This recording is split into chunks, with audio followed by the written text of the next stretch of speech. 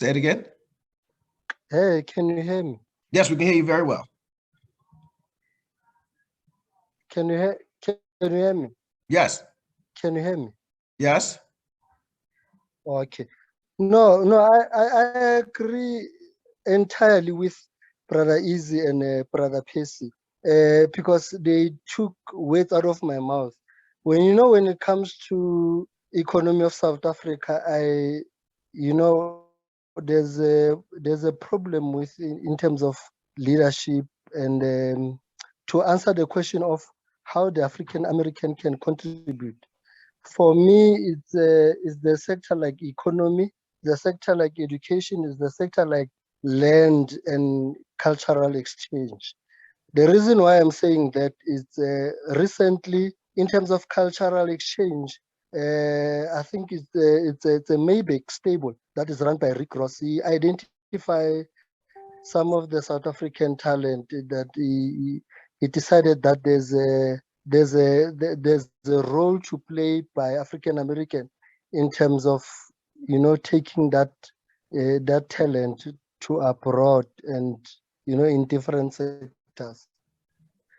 So the issue here is, when it comes to African American, what I've observed is when it comes to in terms of monetizing the talent, monetizing or professionalizing the talent one have, I think they excel in major ways.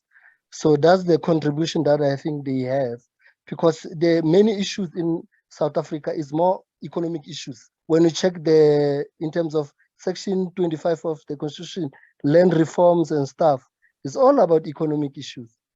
So the African American, the point that they can contribute a lot is when it comes to land, because as our Freedom Charter says, the wealth of the country, the heritage of all South Africans shall be restored to the people. That's when the government was nervous pre-94, because once you solve the issues of money, the issues of economy, you have touched the wise man territory. So that's why I think the African American, with their skills, with their education, they can contribute a lot in that. Thank you. Thank you so much. We have Jabril, Josie Gold, SK, and then SLK. All right, so Jabril, it's on you. Thank you, Brother Asad. That's a nice name, Jabril. Yeah. And good day, my brothers and sisters across the diaspora as well as in South Africa. For me, I wanted to respond to the question of the day, to say what can our fellow Africans or in the diaspora do to contribute to South Africa's growth and development with the best Black-led country in the world. The first thing, I'm going to put myself in your situation, Assad. You migrating to South Africa. The first thing, I think you've already done that, the creation of the strong social network. And your network should not, it's easy for you to come into a new country, then you gravitate maybe towards people who are coming from the same area that you're coming from. But yours, what I like is that it's a mixture of both South Africans and other people coming from from America like yourself. Then once you create those strong social bonds, as you've already started with your luncheon that we have and all of those things, continue with those. And your bonds may also be created through maybe where your children go to school. You are going to form bonds with the parents co-parents of the kids that are coming to school with, and then you're going to maybe create bonds also in your I don't want to call it a religious sector. As a Muslim, I'm going to create strong bonds with Muslims. If, for instance, you like jazz music, as you're coming from New Orleans, obviously, there may be bonds that will be created through some network who are in the same social activity like yourself, and then you come now translating into economics, because some of those bonds created through cultural or school or whatever environment may translate into what now? Economic bond. And then that's when now you're going to look into the lay of the land to say, my profession, I'm an anthropologist. So the first thing for me to aggravate towards is probably at a company that is doing some anthropological work, because it's something that I possess, it's a skill that I have, is within my control. And then you translate that then into what? A consulting stroke, lecturing, seminars, business. And then you still be able to expand your horizon based on your interest. For instance, I know that you like your polo, Ralph Lauren shirt. So you look at the gap in the market for that kind of environment. But you be not be feeling like, oh my goodness, I have to think about. It's something that you enjoy doing. So it's going to be seamless transition for you to do this, and then you're participating then in the socio-economic development of South Africa. If, for instance, you're a medical doctor or a physician, when you come to South Africa, the first thing I'm going to look for is, should I start my own practice? Should I join the existing practice? And thereby maybe become a shareholder in a medical hospital. Black people are owning medical hospital, private hospitals.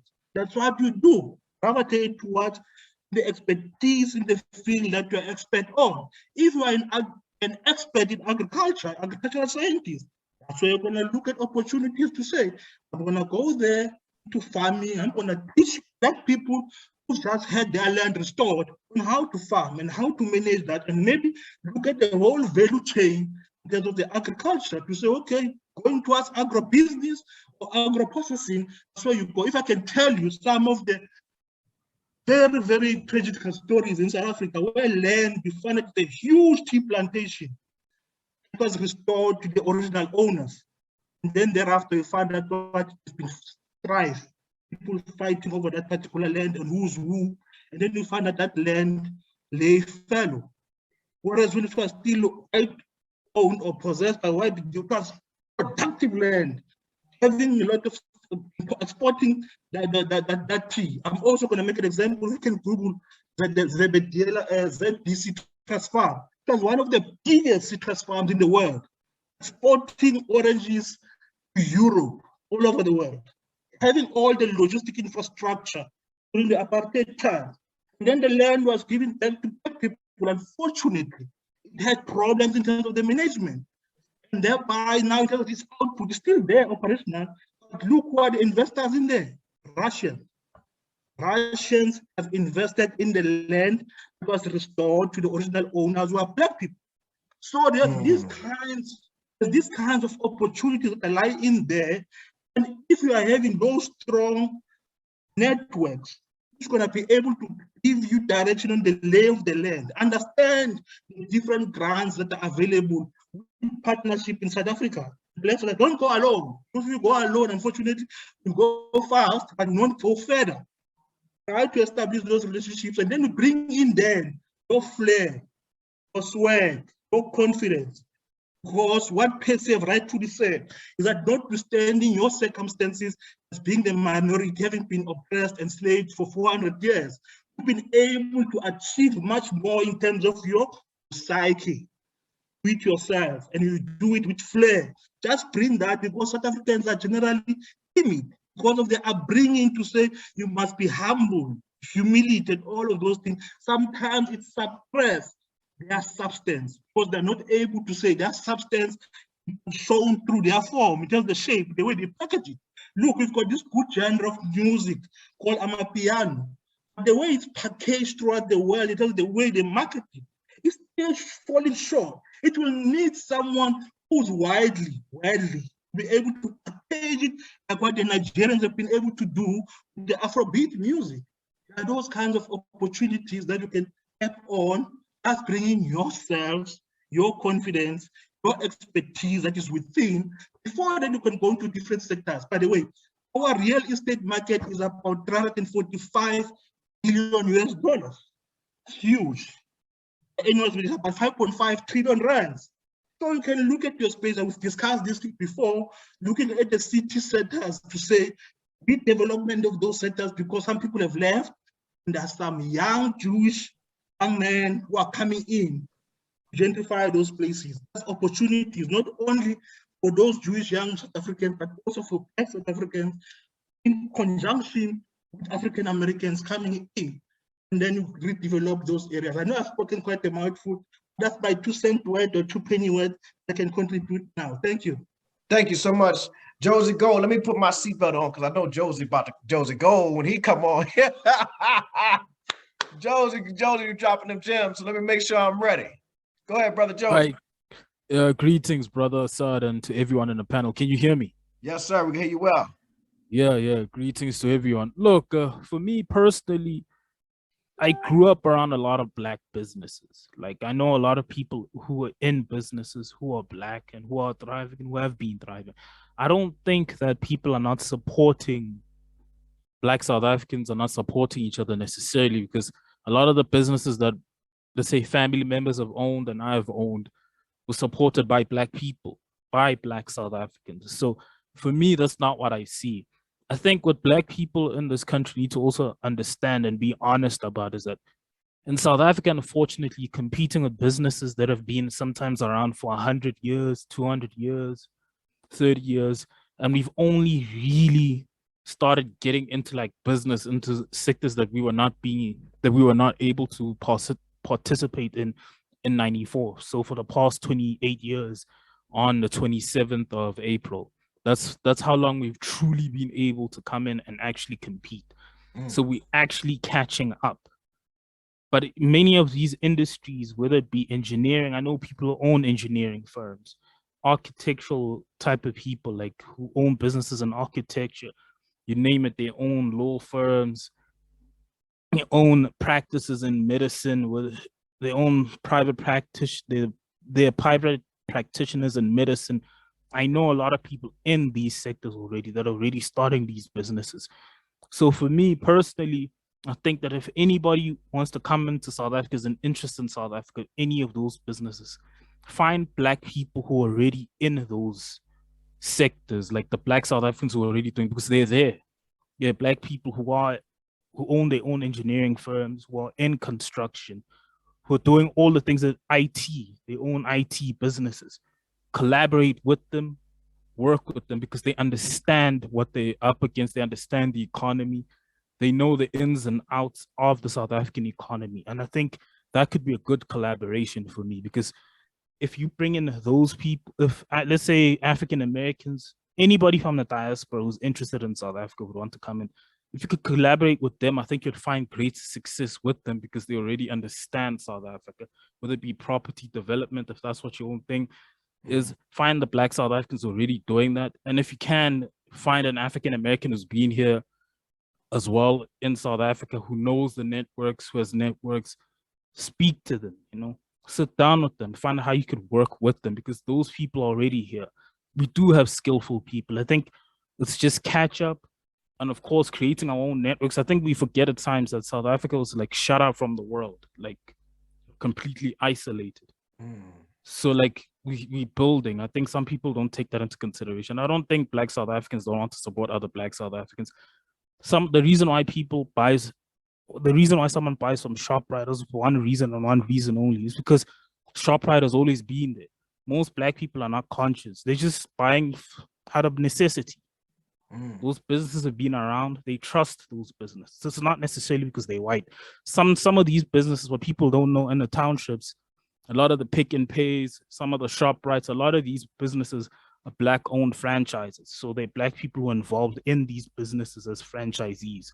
So they just know and trust these brands. So we coming in right now as Black entrepreneurs, and we're saying, hey, look at what I'm doing. They're not necessarily hating on you because you're Black. This is just what they know and they've always known. And I think introducing something new, of course, is not always gonna, like, how do I put this, be accepted quickly, not because they hate you, not because they don't like themselves, because there's a system that they used to that had an unfair advantage. That's something that people don't want to talk about. So breaking into that, bringing in new things, I think we're also gonna have to be a lot more innovative, especially as Black South African entrepreneurs. Like, bring in something new, which is very difficult to do, especially when you're talking about businesses that have been around for much longer than us, because we were never really able to participate like we are right now. So that's all I have to say. Thank you. Definitely. Thank you so much, Josie Gold, for that. SK. I keep forgetting I have myself muted. My remarks are going to be brief.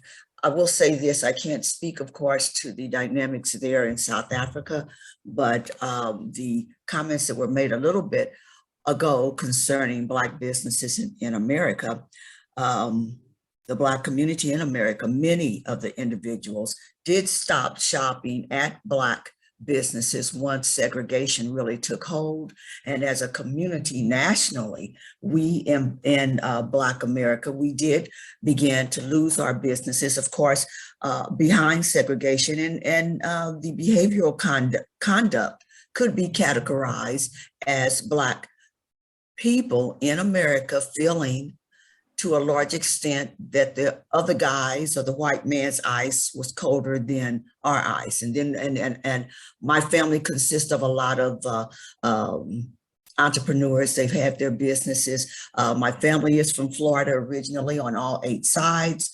So all my life, I've seen my aunts and uncles and great aunts and great uncles have their own businesses. Many were very, very successful. And then others were successful initially, and then during the rise, I'd say after the mid 70s or whatever, they were making adjustments. But they did have people in the community that thought just because others were, they're Black Americans, they wanted discounts and such all the time. And they would come into their businesses, including those friends and families in the Midwest. So I've seen that side of it too. However, I came back on because I'd like Brother Easy, if possible, to give a few more details on, he was talking about primary sections primary sections. In other words, listening to Brother Easy, if I wanted to collaborate with individuals that were in the mining industry, and that's the gentleman, what is it? Jay-Z just spoke, Josie Gold. Josie Gold. Yeah, Josie Gold just spoke about property development and all of that. So this trip will be my first trip when I do go in a few months or come in a few months to South Africa. What should I do as a small business person to prepare myself to be able to meet those individuals that I would like to talk to in certain industries in terms of collaborating with them? And once again, keeping in mind of Brother Easy's comments about the primary sections, which we could begin to invest in, because I'm not one for wasting a lot of times. I like to plan things out. Now, don't get me wrong, I go with the flow with things, but in terms of my objectives, I kind of would like to be lay some paths out there. So I'm not just coming and trying to sit on the beach or whatever. I want to utilize my time as much as possible in a conducive and productive manner. Definitely. Well, I'll let Brother Easy respond, but I would say that one of the things that you can do to prepare is to begin to establish that network. I think when I say Jabril because it's the Islamic way of saying it, but I think it's Gabriel. How do you say it? Gabriel? Yeah. So when Gabriel spoke about establishing those networks, and I think Josie mentioned finding African Americans who are already on the ground and connecting with those people, I think that's very important.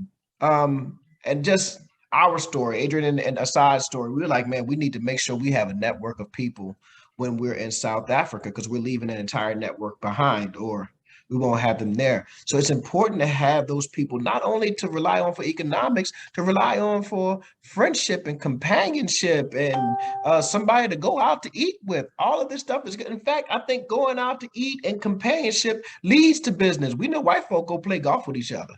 That's true. That's true. Understand? And that's how they get to talking business, right? So, but I'll let Easy jump in and talk about those primary sectors that he was talking about. The primary sector I'm talking, okay, let me put it this way. There are a few databases across in different, like DTI, for instance, they have their databases, and other. I think I'll get you more information as to which groups you can get in touch with, depending on your preference, because I think you need to get a subject expert, people who are in the industry, who understand what they're talking about, to be able to get your things going. But we can maybe share email or something, exchange information, and be able to give you, a much more detailed or technical information around your preference. Definitely. Okay, Yeah.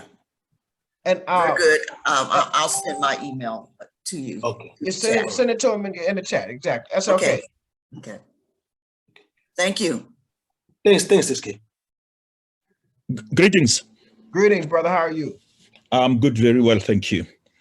Just for the lady that just called, I think there's association groupings, like Black Farmers would have a Black Farmer Association and the type of things. So as a group of sort of primary producers, Black Farmers, so if you go to their website and maybe to their offices, you'll be able to meet a couple of people. And then, like, business is made of feelings. If you feel somebody that can do business with, then you can take it from there. But I think those type of groupings, whether they're accountants, whether they're farmers, they're doctors, whatever, if you look for those groups, they will lead you to the people that you're looking for. But going to my point, I can't get over what Brad Pacey said earlier. He said, us South Africans always want to be saved. And I agree with him. But I cannot get over him saying Black Americans, he hopes Black Americans will come and save us. But that just shows how the depth of this thing, how deep this feeling of being saved is with us. Here's a classic example. In Cape Town, there's a group of Zimbabweans that took over piece of land that was really not being used, and they turned it around and they did wonders. I mean, they were all over agricultural news TV because of their success. Black South Africans would never want to replicate or go and learn from a Zimbabwean, from a Somalian, from a Nigerian, but they will run to ask from an American. And I think my point is the sickness is deeper than being saved. It's more like, who do we think is better than us, and then these people can come and save us. The last discussion you had, a caller said he's in an engineering space and he wants to partner with American engineering companies that are headquartered in America. He wants the partnership to be headquartered in America. For me, that is where the problem is. If I have an engineering degree and Asad has got an engineering degree, we should be equals. We should be able to compete as equals because we both have degrees. Assad, by coming from America, does not make him better. Assad will be better because he's got more experience.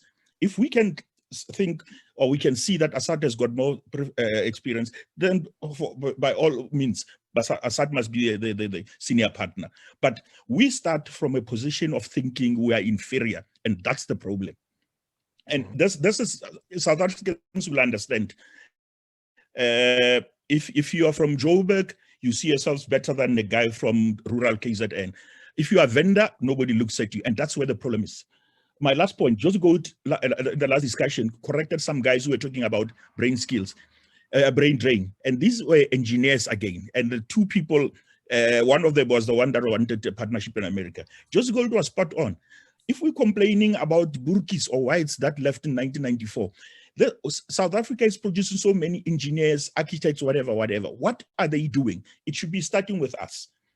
I do not go out and buy, when I want to buy a product, and he's right saying that we buy out of necessity. Black products needs to compete with white products to make themselves successful.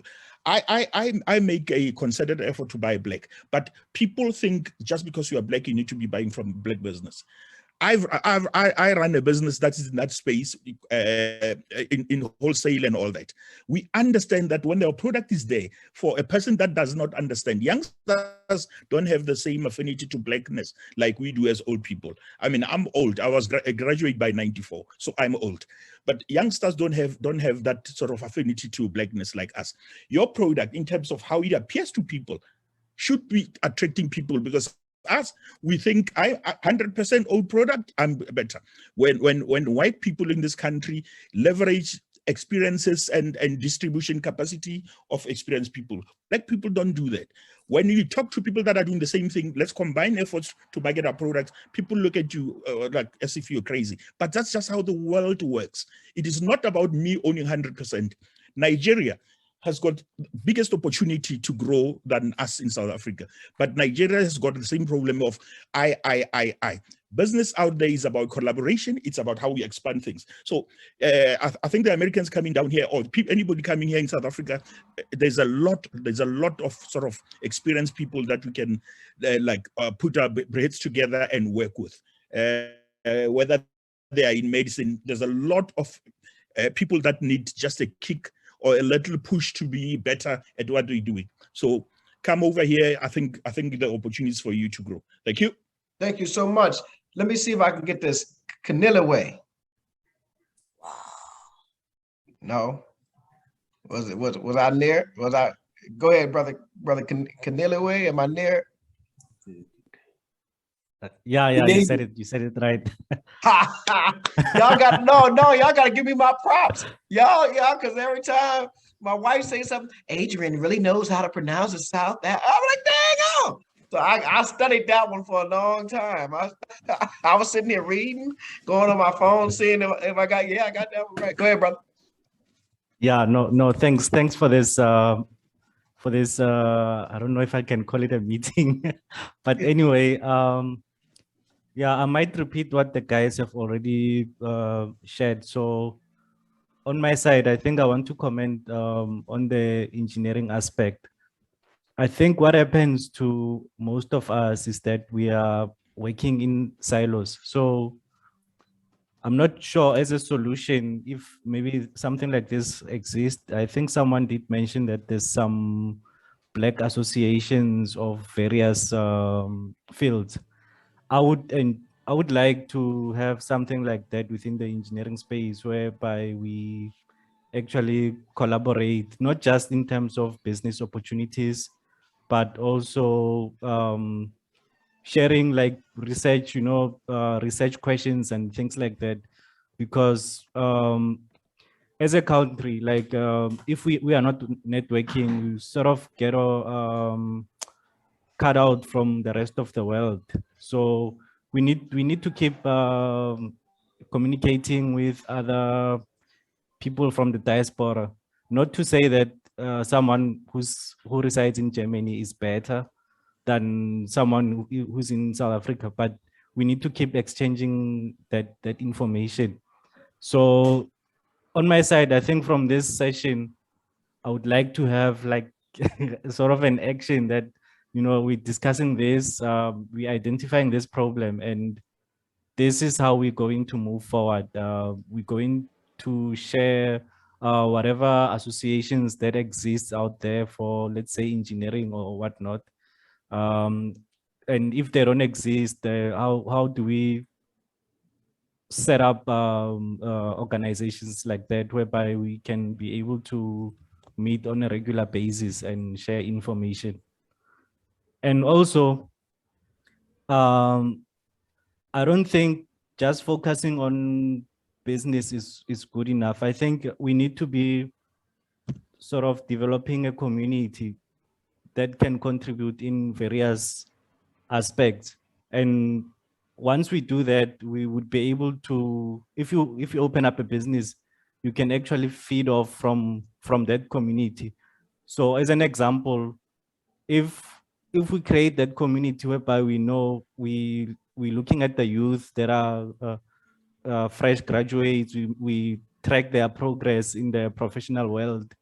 When you start your own business, when you need a specific skill, you have a pool of people that you can get those services from, you know. Yeah, so that's pretty much my contribution. Thanks. Thank you, brother. And I did put my email address in the chat, and I would like for everybody that wants to, please send me an email address, even if you think I have your email address.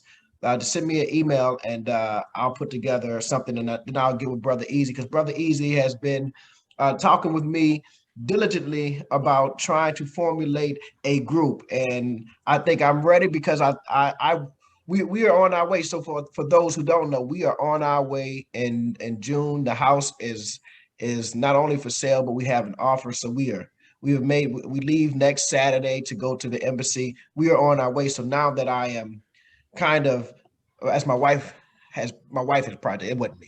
My wife project managed everything, but now that she's done such a phenomenal job, we got a lot of the major things out of the way. Now it's just, letting time pass. So I want to go through some of these questions. Adrian, did you want to go through the chat with me? Because I think you have a better control of it.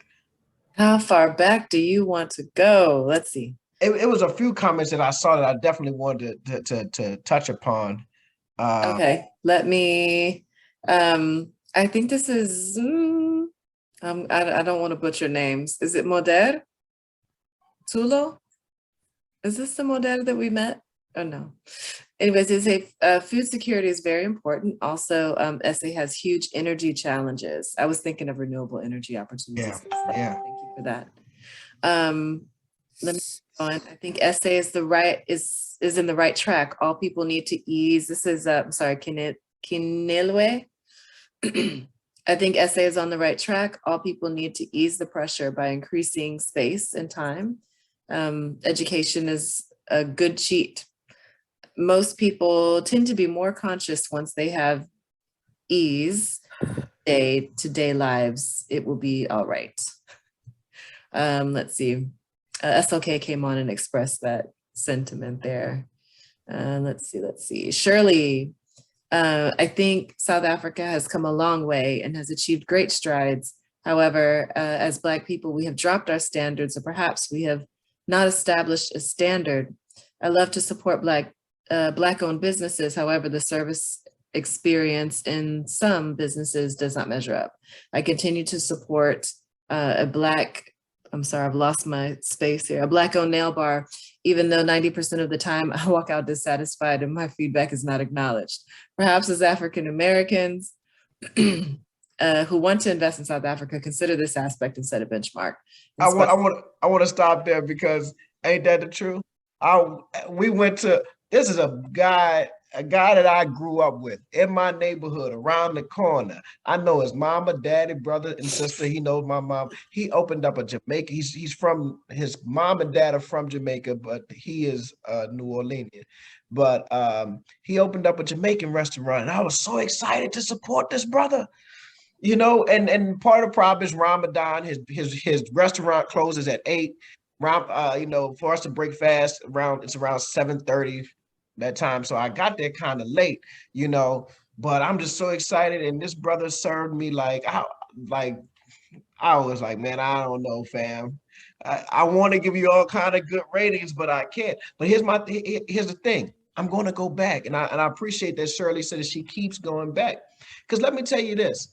And I don't know how it is in South Africa, because I've actually seen the opposite. I was in Signatures, a Black-owned restaurant, and saw white folks sitting there. And I was like, oh, that's different, because here in the United States, 9 times out of 10 or 10 times out of 9, white folks are not passing up an establishment that's owned by somebody white to come and support your business, right? Our Jewish brothers and sisters are not going to pass up a Jewish-owned company, a Jewish-owned plumber, a Jewish-owned electrician, a Jewish-owned anything to come in order from you to come in and support your business, right? So we have to be intentional. That's the language we're going to use today. We have to be intentional about supporting our own and supporting each other, right? So when I do a meetup in South Africa, I'm going to sit in the Black-owned business. If I know I'm about to bring 20 and 30 people there, I'm going to make sure that that's going into pockets of a Black South African. We have to be intentional about that, because again, I've never walked into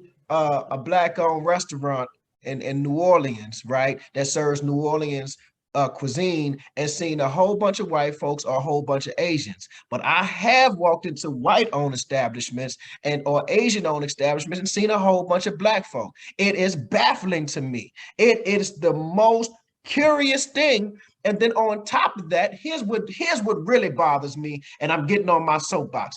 But part of New Orleans cuisine is gumbo. Gumbo is a soup. I'm sure y'all heard of it, right? Fried chicken is a part of New Orleans cuisine. Popeyes is our most famous brand. Yet I go into Asian-owned establishments, right? These are black people creations, gumbo and fried chicken. This is what we do.